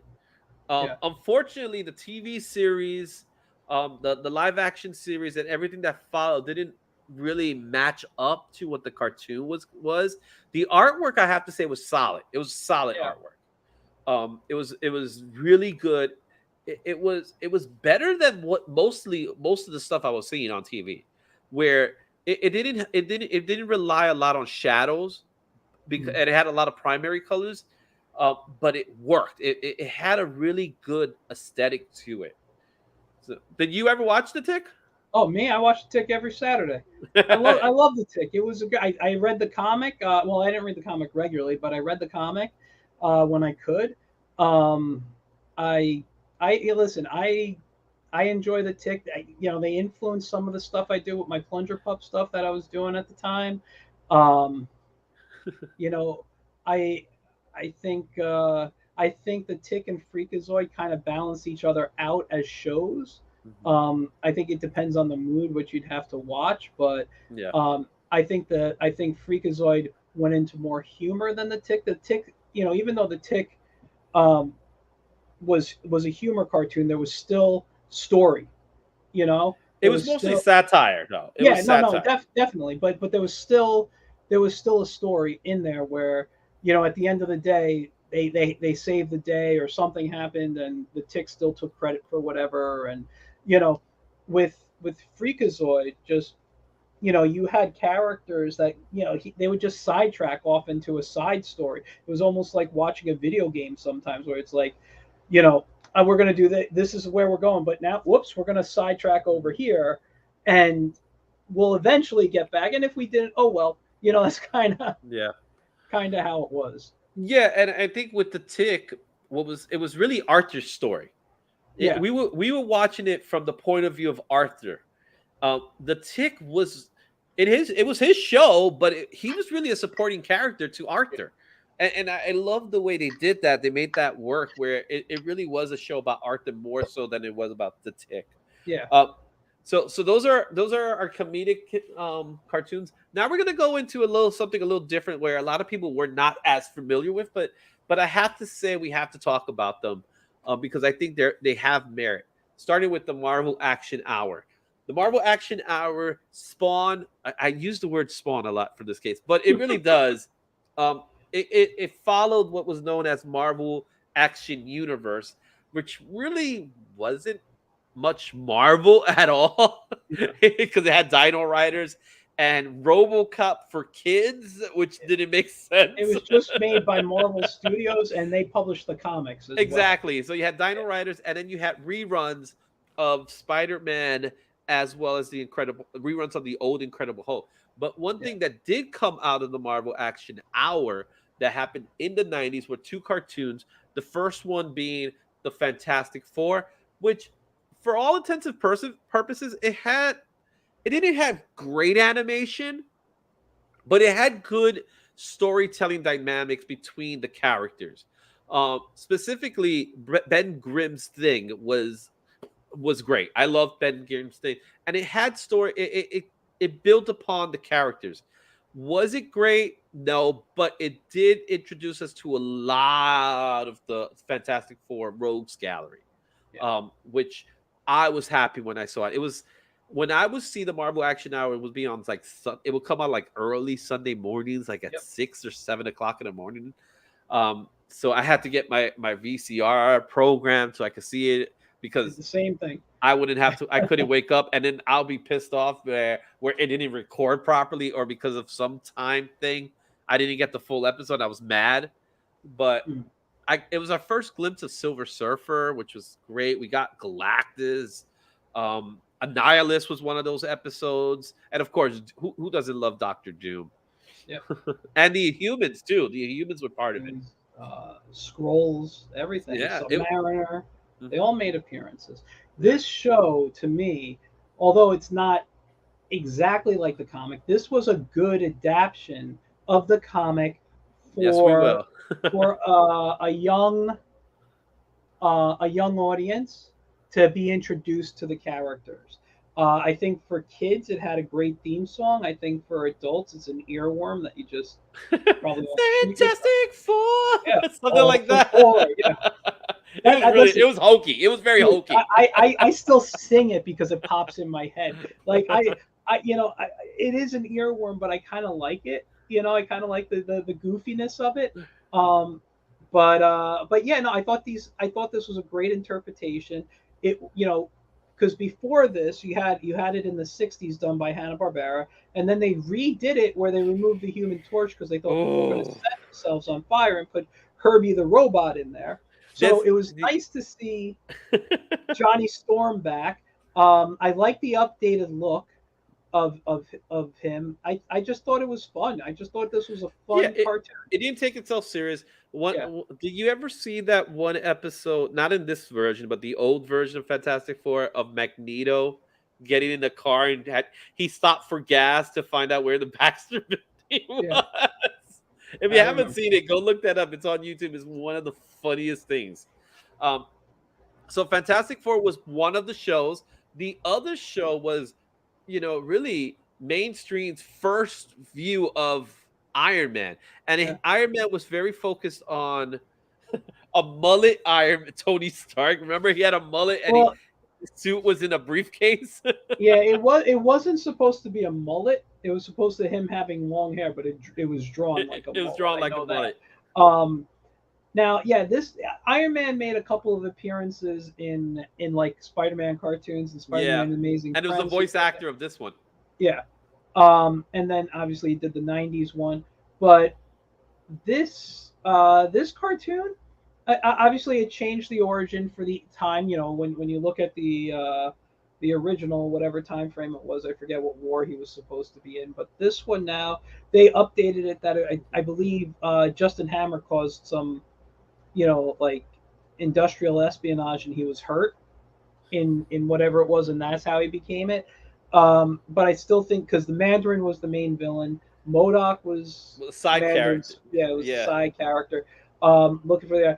What was interesting though is instead of using the Avengers, they used Force Works, which in the comics was a very short-lived comic and team that was run by the Scarlet Witch, and Spider Woman was on it, and a couple of others, and they Hawkeye had and War Machine, of course, was part War of it. Machine. And I actually liked that Rhodes was there, kind of like as his partner and hanging out and stuff, and but it was interesting because I don't think people knew who Force Works was, and And they kept it very. It's not like they said Force Works. I don't think they ever mentioned the term for. And I agree with you. It had Hawkeye in it at one time. yeah, It really had a lot of the West Coast Avengers. I know you're well talking about Force Works, but it had well U.S. Agent as well, right? yes, he was in there. Sentry, all these characters that were part of the West Coast Avengers that eventually, like in the comics, left Mhm. and kind of started their own team up. Yeah. So again, watch it. It was fun. It was definitely a mix of 80s and 90s cartoons. So Yeah, it wasn't. It's not something that is considered great. yeah. No, it's on Disney Plus, I believe. The one thing I will say that I did not like about this show is the integration of the 3D when he was Oh transforming into yeah, Iron Man. very early. It was early 3D. It just didn't work out right. And the other thing is, if you look at the image on the screen right now, that is season one. Mhm. Season two, they removed his mouth from the design. Yeah. So Oh, Iron that's Man right. doesn't It was just a have a flat mouth. mouthpiece. Yeah, it's a flat. Yeah. So So now let's go on and talk a little bit about another cartoon where I have to say I adore this cartoon. Adore mhm. it. It is The Incredible Hulk was a cartoon that came out in UPN. If anybody remembers UPN, Yes, I UPN, do. they had some cartoons. Most of the cartoons very forgettable, but Mhm. Incredible Hulk was one of them. And what I loved about this one is that this was one cartoon that was in the Marvel universe. Yeah. This gave us so many characters. The first season was him trying to, deal with his circumstances, but we get not Bucky Barnes, Rick Jones. Rick Jones. We get Rick Jones, we get the leader, we get, Thunderbolt, and it also had a very interesting theme song. It just says Yeah. Hulk, Hulk, And Hulk. just so you know, Lou Ferrigno was the Hulk. He was the And yes, voice. exactly. I was going to mention that, right? Lou. Yep, you remember UPN? I remember Yeah. UPN. Uh, um, Incredible Hulk was so good. It was so good that I'm so sad that it didn't have the love that it deserved Yeah. because the artwork was pretty solid for its time, right? Today Yeah. you could look at it and say, but for its time, it was groundbreaking artwork. It Yeah. had Channel 9, baby. Over here in New York, that was Channel 9. Like, who really watched Channel 9? All right. But it was really good artwork. The leader was so well developed, and then Mhm. all the characters among it, and it really dealt with the whole gamma ray thing of it all, right? Yeah. I mean, It, Doc Samson was in it. We oh, got an episode with Ghost Rider. yeah, I was gonna say that the Ghost Rider episode is That fantastic was one too. of my favorite. Yeah. Yeah, it was really good, and the second season took it to the next level, and introduced us to She-Hulk. It was our first take on She-Hulk in an animated series. Well, really, not really, because she was in I the think, original animated yeah, series. well, no, and I don't want to say original because the original was the '60s, but the '80s The 80s cartoon that we version. know. Yeah, yeah. Yeah. But it Um, also gave us Mr. Fix-It, yep. which I was excited to see. And he did wear the suit. We don't see it in this image because it was hard. It was hard for me Yeah, to find that image. I couldn't find an image of him as yeah. Mr. Fix-It. But it gave us Mr. Fix, and it gave us a She-Hulk that is very different to the one that's on the TV series right now. Better than the one that's on the TV series now. This She-Hulk embraced herself as Yep. She-Hulk. She loved that she was She-Hulk, which is more true to the character, the comic book version. But this was before She-Hulk became a fourth wall breaking character. But this version of She-Hulk in the cartoon was very much a part of it, to the point that they changed the show to Incredible Hulk and She-Hulk. Yes. They changed the name, which I didn't understand what was the purpose behind that, but just sounded Hulk twice. It just doesn't make sense. Um, but good cartoon. I Yeah. do believe it's on Disney Plus, if I'm not mistaken. I'm not sure. I'd have to look it up, but I think so. Yeah, I tell you guys, watch it. It is so good. It is, and again, like I said, the artwork here is really good. There's a great Doctor Doom episode as Mhm. well with this one. So definitely go check it out. It's really good. I highly suggest it. What else we got going on? Now let's talk a little bit about the image side of things. We talked about Marvel, we talked about DC. Now we're going to get into some image cartoons here. Starting with Spawn, Todd McFarlane's Spawn, Yeah. which debuted at HBO. So first of all, it's on HBO. Second, it debuted at 12 midnight. Oh, is that If one? you I don't remember that. Yeah, it debuted at 12 midnight, largely because it was very adult. Yes. In fact, Todd McFarlane asked them when they were gonna when he pitched the show, is like, one thing I want to make sure. I want to make sure, and I'm you know me, I don't curse. I want to make sure that the first thing that people see is someone saying, "What the?" Yeah. And we got that. And this Spawn was not for the weak at heart. I'm going to say this. I read the first maybe few issues, maybe up to 10 issues of Spawn. I didn't like it much. Mhm. Um, It was very this, generic. well, you know what? Okay, here's my overall issue with Image before we start talking about the stuff. When everyone left Marvel and whatever and formed Image and they just started doing their own books, they didn't have a good editor. Like now they were able to do it. They were their own editors. Mhm. So on edit, it was just splash pages and just awesome looking poses. The stories really weren't there, and that was a lot in Spawn. You know, McFarlane was developing something and had a great concept, but he just didn't. I don't think in the beginning it was developed enough. There was a lot just awesome looking artwork.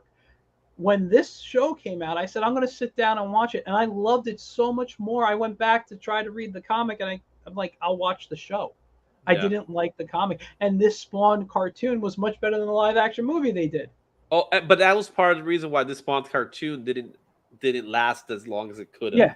It was very much tied into the Spawn movie, which when the Spawn movie first came out, it was a hit. I'm gonna admit to that. It was a hit. Yeah. People went to see it, but Yeah, it was very cheesy and it felt very campy when it wasn't supposed to. yeah. It was a campy movie that shouldn't have been a campy movie. As you watch it, you know this shouldn't be this way. Yeah. And that was part of the problems with the Spawn movie. And unfortunately, the Spawn cartoon series was was affected by it, and it could have lived a lot longer if it wasn't for that. Yeah. But it is something that, if you haven't seen it, go watch it. Take some time. It is very horrific in its ways. It's a horror cartoon. Um, this guy, Malboja, is scary. The clown is scary in this one. Yeah. And Chapel, we got Chapel, who's Rob Lightfield's character, who Mhm. is very much tied to the Spawn origin. Chapel is they made him look good in this one. He looks better than he does in the comic. He really does. But through all this, Image did acquire some cartoon rights. Unfortunately, not many of them were successful. The only one that I would say was as successful as Spawn, and and that's saying a lot because Spawn wasn't as successful either, was the Savage Dragon. Now, this one was on USA. It was a USA. But it was very much targeted to a young audience. It wasn't Mhm. an adult cartoon, as the comic book is very adult. Yeah. Today, the comic book's extremely adult. But this was just he's just a cop. Yeah. He's just a cop. He's just an average cop with a fin. And when Savage Dragon first came out, it was like the villain of the day kind of thing, right? Who's the Mhm. villain of the week? But it was a solid art style. I was happy. I liked the art style. It took some of the Eric Larson elements into play, but it didn't live for that long. But you can still see it. I think it's on Paramount, or it's on one of those Paramount or Peacock. It's in one of those two. You can still see Yeah. Savage Dragon. Did you get to see anything of Savage No, Dragon? I tried to look it up, and I just got like things like the history of Savage Dragon. Do you know Savage Dragon and Darkwing Duck have a connection? Oh yeah, go ahead, tell me. Jim Cummings voiced both of them. Ah, look at interesting. Yeah. There you go. There's your little history. Yeah. Another Image title that comes out, two in particular, is the Max and Wildcats, which I'm going to say they don't go together. Right? Look at this. I tuned to USA for two shows. Silk, That's great. Silk Stockings. Wow. Are you aging yourself there, Jimmy? Oh my God, right here. Highland. Now, I'm going to tell you right now, just speaking of Highland, I'm probably one of the biggest Highlander fans. I literally have a copy of the sword over Oh, in the really? corner from the TV series, and in my closet I have a copy of Christopher Lambert's sword. I'm a huge, huge Highlander fan. Yeah. Highlander was pretty big, though. That cartoon was like one of the worst things to ever, like, it's up there with Highlander 2 as a movie. It is so goddamn bad. All right, I can't look at either of them. And as the other thing I'm a big fan of, and this was a 2000s cartoon, I'm a big Stargate fan, and the Stargate cartoon is up there with the Highlander cartoon. It's just unwatchable.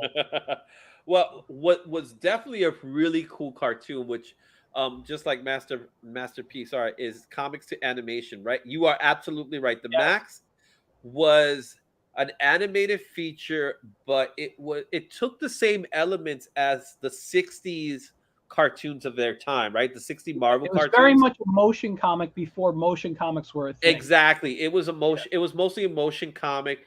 In fact, a lot of people, if you have Adobe Animate today, a lot of people do that kind of animation now, where they just take an image. You can And hire me too. I'm sorry. there you go. Um, the Max series was the comic book come to life in Yeah. some way, right? Um, we had a lot of motion comics that followed afterwards. You know about the Black Panther animated series, that was a motion comic. The Max did it, and it was an MTV series. And I decided to wear my Cornholio shirt today, to give love to my '90s characters. And if you haven't watched Beavis and Butthead, they're back. Watch it; it's funny. Um, so the Max, when it came out, I was so excited for it because I wanted to see it. And it came out, it was part of the 10 spot in MTV. So MTV did have a time where they played music videos, but then there was a time that they also had like animations, It was liquid television. yeah, Liquid Television it came from. So there was two cartoons that were part of this block, and I don't know if you remember the head. The Head, yes. The head where it was a guy, someone was living literally in his head, and the Max. And Mhm. the head was the one that came in first, and then we had to wait a while till we finally got the Max. I was Yeah, so looking forward to the Max, but I enjoyed the head because it was funny. yeah. Um, but when the Max came out, I was like, wow, I got the comic book on my TV. That's what I got. Great. A lot of people don't realize how good the MTV cartoons were. I mean, listen, I'm not a Beavis and Butthead fan. I will admit that, but the stuff that came out of the Max, the Head, um, Eon Eon Flux, Flux. Daria, all those things were just great cartoons Mhm. of the era, and they all had a different look, different style, and they were just good shows, you know. And then later we got the Spider-Man, Yeah, with you are like the right, Fred. Aeon Flux was part of Liquid yeah, Television.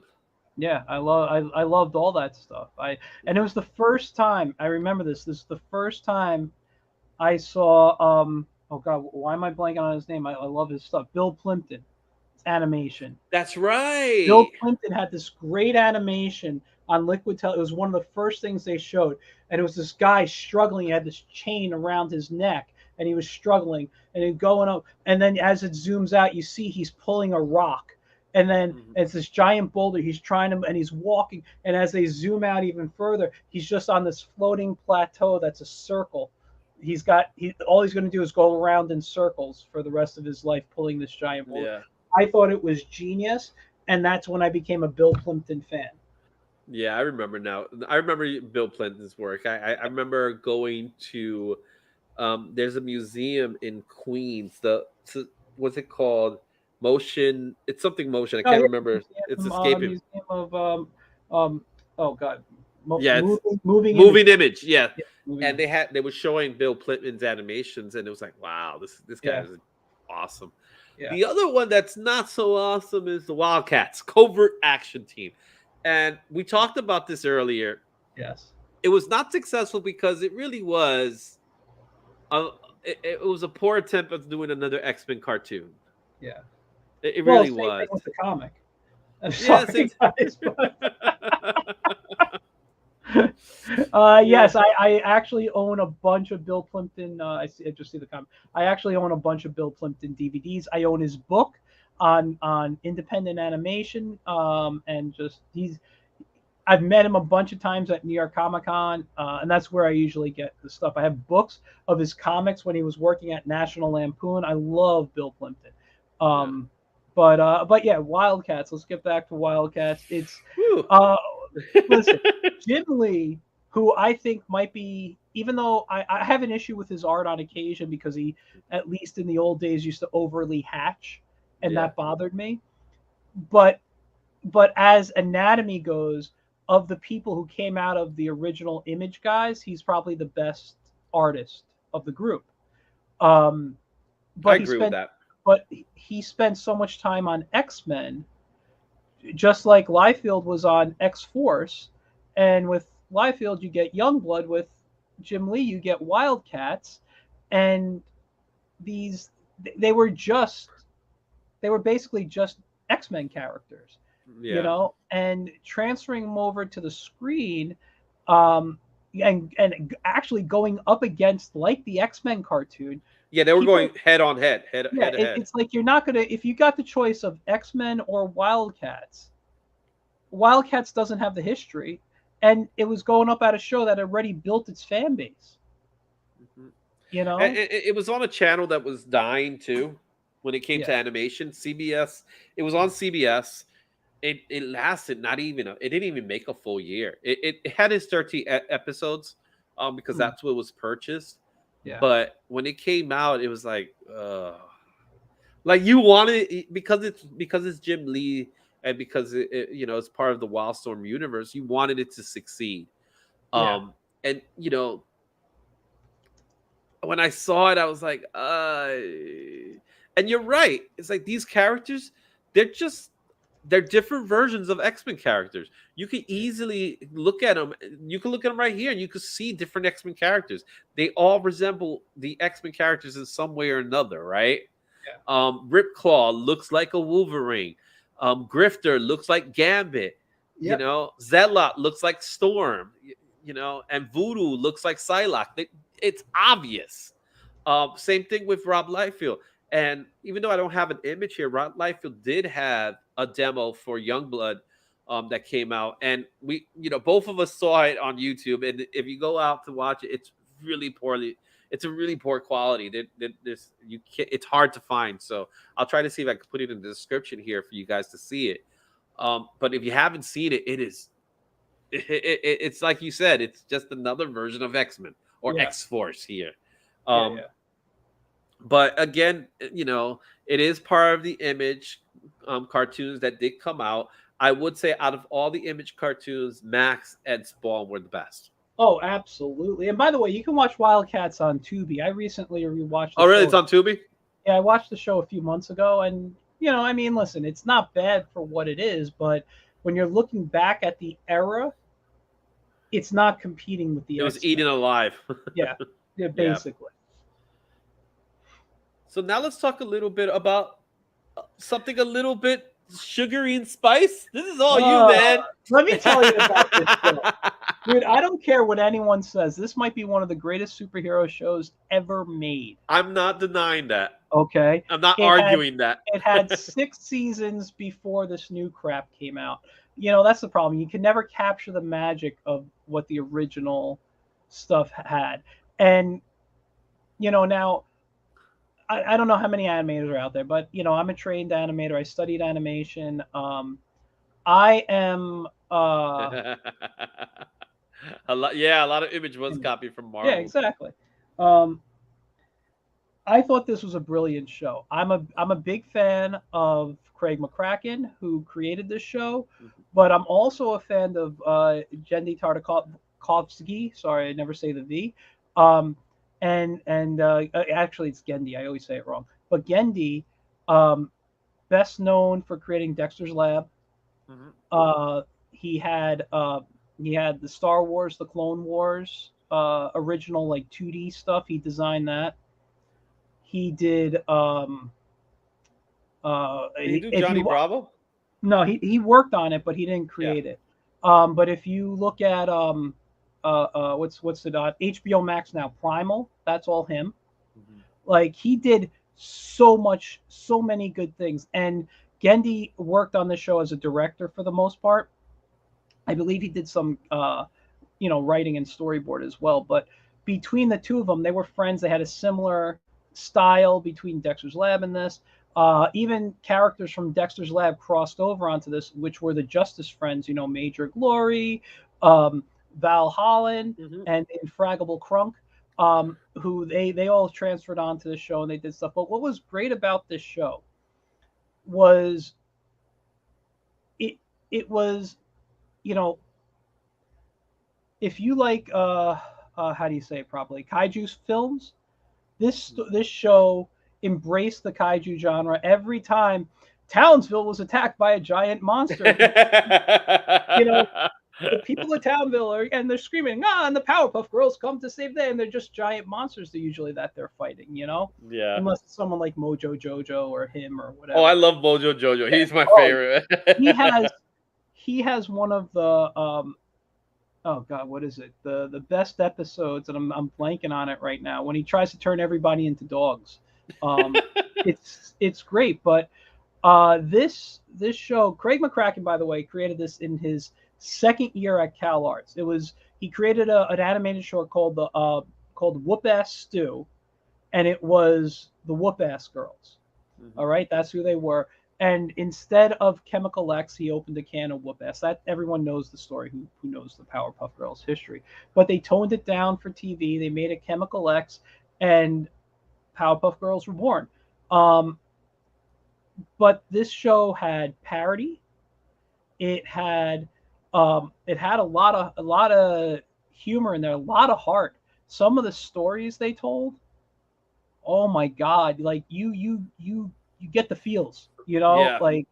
You know, especially with some of the characters like Bubbles, because Bubbles, even though she's the sweet one and she's the one who kind of gets bullied a little bit, you know, and just the way she feels there, you know, the way they have the father daughter relationship. It's Yeah. there's some very sweet moments in these cartoons, and then there's, you know, hysterically funny things that happen. I mean, I don't want to go into everything, but I remember cracking up watching this when they were talking to a friend of theirs in front of their father, you know, the professor, and you know, they were talking about how the Powerpuff Girls were created, and Bubbles says we were an accident, and the girl says so was I.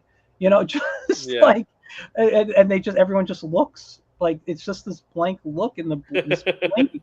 Sometimes you can get such emotion just from a character blinking, or just, well, I mean humor just from the blinks. I mean, Yeah.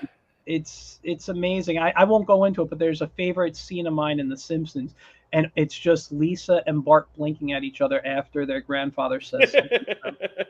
No, and So Powerpuff Girls was a great time for Cartoon Network in general. yes, Cartoon yes, Network was at its best during this era. Because mhm, again, you have Powerpuff Girls, you had Johnny Bravo, you had Dexter's Laboratory that would follow, yeah. and you just had great animation It was that a. was new. You I'm know, sorry, yeah. No, so prior to all these cartoons, they were just doing reruns of old Hanna-Barbera cartoons because that's which what I'm they okay with. I'll let you I, know that right I, now. I'm okay. which but at the same time it was like it was Cartoon Network and you didn't really have any new cartoons Well, at that here's time until these yeah. come in. Well, here's the thing. Cartoon Network, when that first formed, okay, Hanna-Barbera Studios still existed, but yeah, I forgot who owned them. Turner. It was all Turner. Well, they owned the cartoons. I don't know if they owned the company. Okay. I don't remember who owned the company, but Hanna-Barbera started making cartoons again for um, the Cartoon Network, and they were exploring. They had this What a Cartoon show, and it was all people being creative, and that's where we got the Powerpuff Girls from, and Johnny Bravo, and all, even Dexter's Lab. They all came out of this. I Am Weasel, you know, like all those shows. All, Yeah. you know, what was that, Cow and Chicken, really, like all those things kind of came out of that, and it was just an era of people just experimenting, and and just allowing to be creative. And what was great, and this is why the cartoons, I think, succeeded on Cartoon Network back then as opposed to now.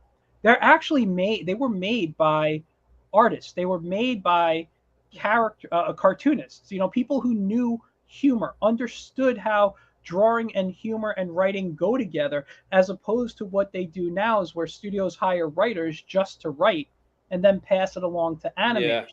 You need to have someone who understands humor, who understands the idea of writing a gag as a visual concept.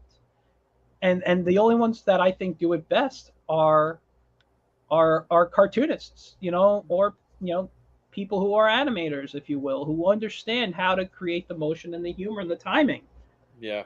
you know. And if you just look at you could just look at it from this image alone, you could Yeah. see how heavy the strokes are, but Mhm. it works and it brings out it's like it's a very unique style and it reminds me of the Rocky and Bullwinkle cartoons Yes. from back then where it was very simple but they were telling the story properly, they were Yeah. telling the humor, they were doing the work. So they simplified it and they got more from simplification Yeah. than they did from adding so much, right? We Yeah. talked about Wildcats, we talked about Yeah. X-Men, how they were trying to get that comic book feel. These guys were more on the lines, like you said, they were about the animation, about how do we tell the most that we could tell with the least that we have. Yeah. And that's what made it work. And by the way, this style became known as modern retro, Mhm. because they were trying to reference, like you were saying, the Jay Ward, Bullwinkle, or the old school Hanna Barbera, where they had the thicker outline and stuff. Speaking of, there's a comment there. If you Uh-huh. want to, I'll That's put it up. oh. Well, we're only talking about superhero-based cartoons, but we could talk about Ren and Stimpy another day. I will just I will I just come love up. Ren and Stimpy though. Mighty But Mouse as I was gonna well. say, I'm not actually a big Ren and Stimpy fan, but I love the work that came before it, that John Kay did working on the Ralph Bakshi Mighty Yeah, Ralph Mouse in the Basky, 80s. Mighty Mice. Yeah. We can totally discuss that. And on that show, I'll explain why I don't. Oh, I'm not a Ren and Stimpy fan. I do like them, but I appreciated them later when they came out. I wasn't a Yeah. fan. All Okay. right. But he did. So I know Masterpiece did ask for something, and we're going to go into it right now. So Mhm. these are what we called our underrated picks. Mine was Silver Surfer. I have to be clear. Michael's was the adventures, the new adventures of He-Man. Let me start with Silver Surfer Okay. because Silver Surfer only had one season, but and I know why. I know why it wasn't successful. I already know why it wasn't successful because my personal opinion, it was too sophisticated. It felt too adult, and it wasn't an adult cartoon, Mhm. but thematically, it was mature. And I don't think the kids latched onto it because it was trying to be, it was trying to talk a little bit about morality and really, this is our first glimpse of Thanos and what kind of person Thanos was. Um, and I think Silver Surfer was always, and that's how Silver Surfer was created, right? So this was Jack Kirby goodness, Oh, this right? Because show was nothing but Kirby. I yeah, love. it was Kirby. It was Kirby entirely. Yeah. They it's not that they stole from Kirby. They stole from Kirby with permission, um, and it included 3D art as well. There was like Galactus was 3D. Yeah. It didn't always work, Mm. but it was a good first attempt, and like I said, it was too sophisticated for the kids. Mm. Kids were not drawn to the Silver Surfer cartoon. They just I, weren't. I kind of agree with that. I do think though, and this is for a lot of the Marvel cartoons of that era. I think the reason a lot of them ended prematurely was that was when Marvel was filing bankruptcy, I believe. So there might have been some connection to that. Yeah, But I agree. This was a beautiful cartoon, although it was still heavy blacks in the design, and but it worked on him. It yeah. worked on him. Um, but I thought the voice acting was superb. Mhm. I thought, like I said, Kirby goodness. It's all the backgrounds were good. This was a gorgeous cartoon, and I think had a potential for a long run. Mhm. But whether the bankruptcy played a part in it or not, I think you're right. I think this was not geared towards the right audience. I think this should have been, you know, aimed at an older audience, prime time, maybe, Cartoon I Network, Nickelodeon, Yeah, something I like think that. it probably would have benefit more if it was like an MTV show like the Yes. Max was. Yeah. Um, so it wasn't in the right place. I Yeah. think it would have been a very more successful if it was targeted to the audience that it should have been targeted to, which was an Yeah. adult audience because it was very adult. It was very mature. Um,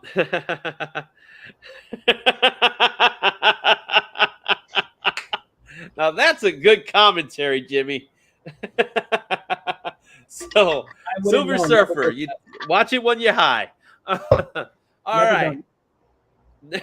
Now I need to hear from you because I cannot talk about the new adventures of He-Man, as I told you. I immediately saw the new adventures of He-Man and I said, oh no, that's not He-Man. So tell me why you are picking the new adventures of He-Man as So your pick. for those fans out there of the new Adventures of He-Man, all I'm going to say is by the power of good in the way of the magic, um, which by the way was just a new like saying for him. But anyway, this show premiered in 1990. The original He-Man ended, I believe, in 86 or 87. Like when it stopped airing, they only made technically Yeah, two they just seasons kept of the repeating. show, They but they kept kept it repeating. going because it was 65 episodes because that was what syndication was. This got 65 episodes as well. but Filmation was also out of business by then, so Filmation didn't do this cartoon. Um, Now, I don't think people were ready at the time for a new He-Man, and I think that's why it failed. But I thought the concept was really interesting. First of all, on the planet of Primus, where He-Man now was, he was in the first episode. Within the first few minutes, he basically is told by the sorceress he needs to go and travel into the future to this planet and everything. So he reveals himself to his parents as He-Man, and when he comes as Adam, I think it is the way Adam should have been designed. Adam is he's got this very fantasy like character to him in his design, and then this He-Man was much more of a sci-fi character. When he goes into the future, he lands on a planet that kind of is peaceful, and it's called Primus, and it's kind of this peaceful looking place. It also has a very high anime influence in the style and design. But they're being attacked by these evil mutants, okay? And He-Man's now the defender of the planet of Primus, but also Skeletor follows him. And Skeletor, I love this design in this version of Skeletor. Skeletor he has this new design where he's kind of got this giant skull chest plate. He's got some cybernetics now on his like legs and stuff. His Havoc staff has been replaced by, I think it's a skull staff, if I remember correctly. But he's got pupils in his eyes now. And he's got this Jack Nicholson-esque personality and sense of humor to him. He is just super insane and super funny. All right. I'm looking at it now. I'm looking at his design. I'm looking at the design now. I'm gonna see if I can put it. Oh my goodness. You gotta find his. Oh my goodness. I don't know, man. Privately, when you're off, just go look at his voice. He's got the greatest sense of humor. Oh my goodness. His skull is much more animated. He can smile and it's just hysterical. But like I said, this was much more of a sci-fi show, and I've gone back and watched it. I own the DVD, and not every episode is a hit, but I still have fun. I can go back and enjoy this. But what was great about, or could have been great, is if it got a second season, you would have found out that Primus was really Eternia in the future, and he would have been traveling between the past and the future, and characters would have been switching between them, from what I understand. So you were going to get the classics mixed with the new stuff, and you're going to have the more fantasy based stuff in the past and the sci-fi in the future, and it just, I think, would have blended so well together. And this was a major missed opportunity. So I'm not sure if I'm able to share it. Well, you'd have to stop sharing. No, yeah, it's not that. There was something else, because I'm in a different app. So so I couldn't share it. So now it gives me I'm concerned about something else, but that's for a different moment. Yeah. So, oh man, but I don't know, man. I don't know. I can't. Give it a try. It's on. You can watch it on YouTube. I don't know if I can. But I'll trust. Skeletor you. really is the best part of this show. I'm just going to let you know that right now. He really is. Mm-hmm. All right. So there you guys. There's your pick from Michael, The New Adventures of He-Man. Now, we do have a few minutes. I originally, we said, you and I talked about making this an hour. I think this is going to be a 2-hour show. I think so. I just said after we went over an hour. Yeah, exactly, right? So, but again, we're having a blast here, and I don't want, and I know Jimmy, Masterpiece, and Goggle, man, we've been enjoying this thing. So now we're going to talk a little bit about No Men in Black. I'm sorry. Yeah, no. I thought about I personally liked it. Yeah. Skeletors, I just oh man, I think you're alone in this one, man. But I could tell you, show that both of us have to say we're terrible. Now, I know some people do enjoy one of them, but I know most people hate the other. Oh wait, I forgot about these guys.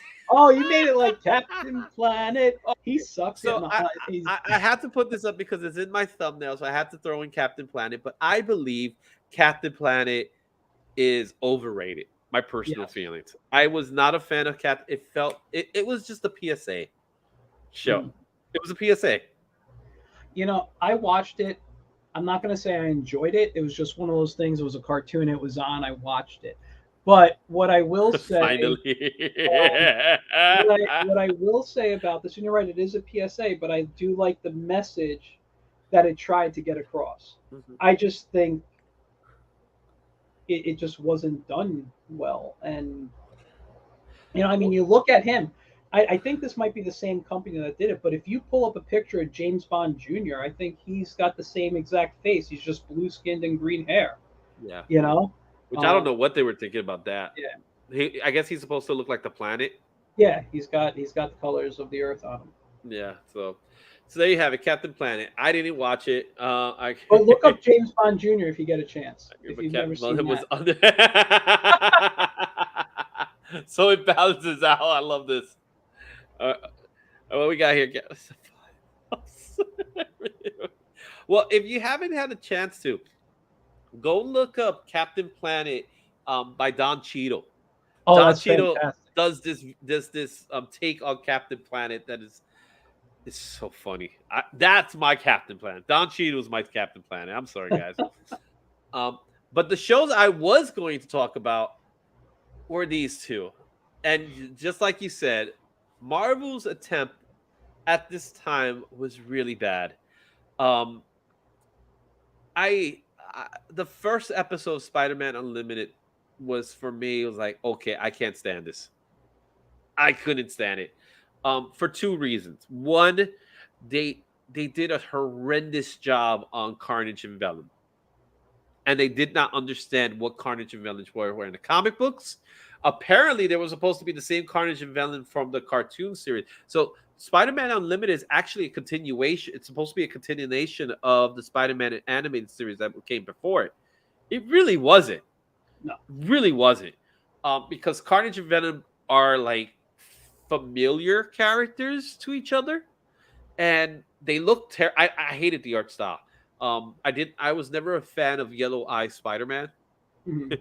Even Andrew Garfield's Yellow Eye Spider Man, I didn't like that costume. Even though it's more Dicko-ish to its style, I don't like yellow eyes on Spider Man. Yeah. Just me. But it was very much taken from Adam Warlock. It was taken up from the Adam Warlock storyline. So Marvel Premiere had the power of Adam Warlock, in which the High Evolutionary, who is in this cartoon, Yes. takes him to a different world. And in the difference here is that Spider-Man is still a very much grounded superhero, where in the Warlock series, it was more like he was like a messiah type character Mhm. and a savior. Um, I did see a few episodes, but the first episode already said I'm done with this. I don't want it, and I didn't like it. I don't know how you felt about Spider-Man Unlimited. It I was first of all, the style I didn't like. What I liked was they tried to make Peter look a little more like the comic, but I didn't like I said the overuse of the shadows and black to yeah, try that comic feel.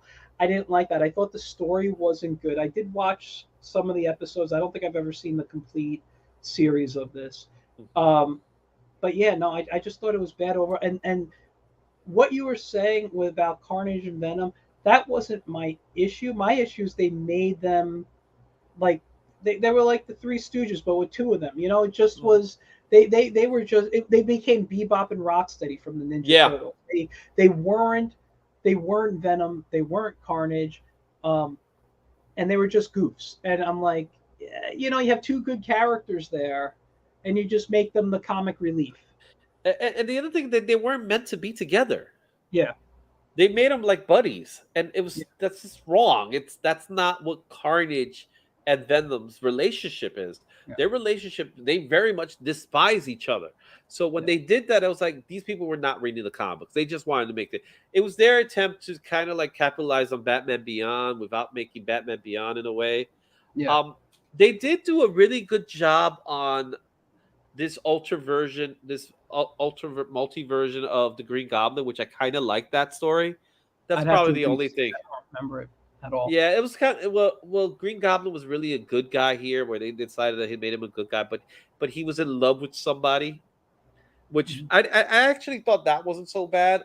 But again, I was already turned off by the series from the beginning. And like I Yeah. agree with you with the shadows. They didn't even it was just poor animation because they weren't even trying to separate. There was no gradation. Yeah. That's one thing it didn't have. It just went from color to black in a very weird way. So it felt very blocky as well. The other cartoon, which the animation I think wasn't so bad, if I remember, it was just bad. And that was the Avengers United We Stand with no Captain America, no Iron Man, and no Thor. They reference them, whether it's. Well, I know it's they're the in the first title. They're in Yeah, the that's what I was title going to say. scene. The title sequence, they pop up or something, and then like, okay, now look at us. And I'm It was just like, Ant-Man was the leader, which yeah. I was like, what? Well, when Iron Man and Captain America are not the leaders, isn't Hawkeye the leader? That's But how I he always was he remember him. was the loner of the group. He was the hothead. I watched a couple of episodes on YouTube, not recently, but I remember, Ant-Man and Hawkeye fighting, and just it's it was that Wolverine Cyclops relationship Mhm. that they were trying to build. And then you had So Wonder bad. Man there with Scarlet Witch, and So Wonder bad. Man's died how many times in the I mean, he's Well, they I did don't know. Vision. The Vision was also part of it. Was Was he? also Was he? But did Wonder Man die and become the Vision or something, or in this, or no? I can't. No, I don't think so. I think there were two separate entities, and Oh, if really? anybody read the comics, you know that the era of bad costumes. Absolutely, um, they just didn't get it. Yeah. This is again. You're right with the bankruptcy time. This was really at Mhm. the time when Marvel was claiming bankruptcy, so they were pretty much selling out their properties here. Yeah. Um, they were fighting the story was against the Zodiac gang or something like that. Was that the Ultron was the villain of the story? No, the villains was Ultron did show up, Mhm. but the villains were Ultron was the Zodiac gang. They had it was so bad. It was Oh, bad. They had yeah. Tigra. Tiger was Oh, what yeah, was yeah because yeah, she shows up in the new Chip and Dale cartoon yeah, yeah. movie. So I had to throw that in there. Which was good. Yeah. Oh, I love that movie. That's a great Yeah. movie. They did on Peter Pan wrong, man. I don't know if you saw the articles. They said that's kind of how Peter Pan's life went. The actor who played Peter Pan. Really? Oh wow, that's Go crazy. look it up. They did, supposedly Disney did him wrong. I don't know, and I'm not saying Walt. I'm just saying the Yeah. company. Go check that out. Oh, whoa. All right, guys. So we're almost at the end, but let me remove this here. And Yes. now, you know what's funny is that I might have difficulty sharing this with everybody. Uh-oh. Yeah. So I did manage to. Let's see if I did put it up. Oh no. So I did a poll, and the poll I did, and I'm gonna get it up in a second. Okay. I did a poll where I asked multiple people from different areas, so Twitter, Instagram, Reddit, and I asked them, simple question. I said, what was your favorite animated '90s show? That was the question of the day, and I had four choices. Choices were Batman, X-Men, Spiderman, and just for giggles, I threw in Darkwing Duck. All right, because I remember you said, "Oh, the greatest cartoon ever, Darkwing Terror Duck." that flaps in the night. All right, and I'm not gonna lie, I love Darkwing Duck, so I had no problem with that choice. So I made the decision of doing that, and now let me reveal to you if I could get to it now. I have the file. Hopefully, I should be able to show it to you. Let's see if this sharing works because I'm actually using a different browser, and that's the reason why you can't see it. When I changed the browser, that's what happened. Let's see here. You probably have to grant access, but then that means you have to restart your computer. Exactly. Yeah. So what I could do here is I could put it as an overlay. See, there's always another way of doing it. Yep. So let's see here. So let me close that up because it's not letting me do it there, but I will be able to do it as an overlay. Let's see here. It's killing you, right? It's killing you trying to find out what it is. All right. Daring duck of mystery. So, right. Come on. So as it's going up, yeah, those are the four choices. And I will say some people took the liberty of adding to it. Mm-hmm. And I didn't want to take that away. So I wanted to show it to them. And here are the results. The results are as follows. Wow. Let me move this out of the way so we can see it. Yeah. So the results are as follows. If it's not Batman, I want to recount. You know what? I was thinking the same thing, but the number one show, as per the poll I did, came out being X-Men. Yeah, I think you're lying. I'm not, man. I would have never picked this. X-Men came out with the most amount of votes, and it was really through Reddit users. So Reddit made X-Men go overboard, right? Yeah. But what surprised me was really second place at bots.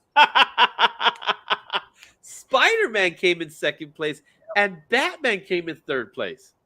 Yeah. Which shocked the living crap out. Remember, I told you, I was like, this is shocking.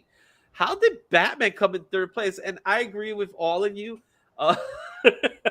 I do believe those are bots, but hey, that's the results of my poll. It was 136 votes that came in, so it's not to say that it was done lightly. And I don't agree with TMNT because they started in 1989. Yeah, I agree as well with that, but I didn't want to take that away because they were in the 90s. Darkwing should have had it close. Oh my God! What do you guys know? You don't know what you're talking about. So those are the results of the poll. Darkwing should have been equal to X-Men. So Batman received 24 votes. X-Men received a whopping 58 votes. It's crazy. All right. Spider-Man received 31 votes. So 31 to 24. That's the difference. Darkwing ended up getting 17, and TMT, and I put Turtles, that only received 1, and Spawn also received 1. I agree with all of you. This was a very weird. I think Batman should have won. Honestly, out of all those shows, Batman was probably the greatest. Batman, I agree. I agree entirely with you. I believe this is like 2016. That is one of the best lines I have. This is, yep, that's right. You know what it is? It's all those manga people, right? The votes are somewhere. We got the votes are somewhere. They're hiding somewhere. They're in Pennsylvania. But this is what I got, man. I don't know what to say. I'm shocked. I am, and you know, if it was like a small cap tally, I'd be like, okay, I understand. But this was 136 people voted. This is the results of the votes. So, hey, you know, it is what it is. I disagree with them, but you know, that's the thing. Everybody's entitled to their opinion. Exactly. But with that said, Michael, let's wrap this up because we got to hit that 2-hour mark, and I definitely have to go to bed. So, Michael, we'll do this again. We'll do this. If you guys want to see more, please let us know in the comments that you want to see more. I think 80s, 70s, 60s, whatever you want. We definitely got to do 80s because 80s was definitely a great time. That was our era. Yeah, there was some fun times in the 80s, and we will talk about the Transformers movie. Absolutely. We have to talk about the G.I. Joe movie. Definitely. And maybe even My Little Pony.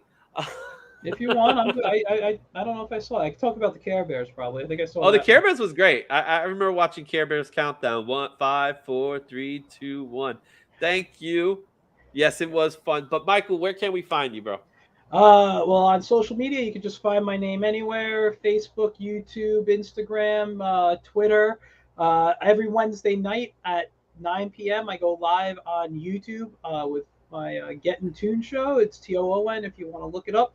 But you can just go to youtube.com/Michael Grassia. And just so you guys know, next Saturday, not this Saturday, but next Saturday, the 17th, at Poe Park in the Bronx, there is a Batman art show called Batman, Bill Finger, and Beyond. I will be having a piece in there. It's from noon to 5 p.m. There will be a couple of panels, I believe. There might be some people dressed as Batman. There might be some industry people. I don't know. I didn't put this together, but I do know that my piece is in there. It is if you follow me on Instagram and Facebook, You probably have seen it. It is a Jay Ward inspired Batman punching the Joker. I was watching Bullwinkle cartoons when I drew it. So, Yeah. but yeah. And Freddie, it's always great seeing you, man. Goggle, man. I've been trying to get you on the show, but you are on that Pacific Coast time, bro. So we got to get you on. And Jimmy Lee, man, one of the greatest names ever. Not related to Jim Lee. He is Jimmy Lee. Well, hold on. Let me say something. I work Pacific hours. I worked. I Oh, got that's off. right. You did tell me that. I work 11:30 to 8:30. I work remote in my studio here, but it's 11:30 a.m. to 8:30 p.m. I made it on the show tonight. You can too. There you go. Yeah, and if you want to talk about, we'll talk about 80s cartoons because Freddie Gago is another. He's an animator as well. A Dude, guy let's that come on. he's the one guy. I'm telling you something that I probably haven't told you before, Freddie. I was jealous of you, and that's hard for me to be jealous of his art. That's how good Freddie was. He was one of those guys that he could draw anything, man, and he's a great animator. So guys, it's been a pleasure. Masterpiece Art Show. That is, if you haven't seen it, Masterpiece Art School, go pick up that book. Kristen's work is amazing. I still might have butchered his last name. I'm sorry. I can never get those things I right. think But it's a Luas, right? I'm sorry. no. It's not a Lewis. That's definitely not a Lewis. But go check out his work. Again, guys, I had a great time. Michael, we had a great time. We're definitely going to do this anytime. again Yeah, all the really time. soon. We got more stuff coming in next week. Don't forget, Izzy Fest is coming. Make sure you subscribe. Make sure you watch the channel. Make sure you comment because I got a lot of stuff to give away, guys. All right. And I got the Whatnot shows coming up really soon. I'll get more details to you guys when it happens. Until next time, in the words of Stan Lee, Excelsior.